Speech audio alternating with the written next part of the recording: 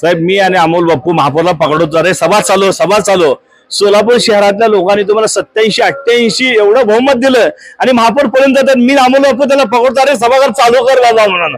आणि महापौर म्हणजे दुकोडीचा प्रस्ताव आणून पळून जातात. हे ह्या सोलापूर शहरामध्ये काळा दिवस आहे. महाराष्ट्रामध्ये सगळीकडे इलेक्शन होते. आज जे अजेंडावर विषय आहे त्या अजेंडावर विषय जो होता सुकृत नगरसेवकाचा, 7 सुकृत नगरसेवक त्यांनी जाहीर केले. 2 सुकृत करू शकले नाहीत.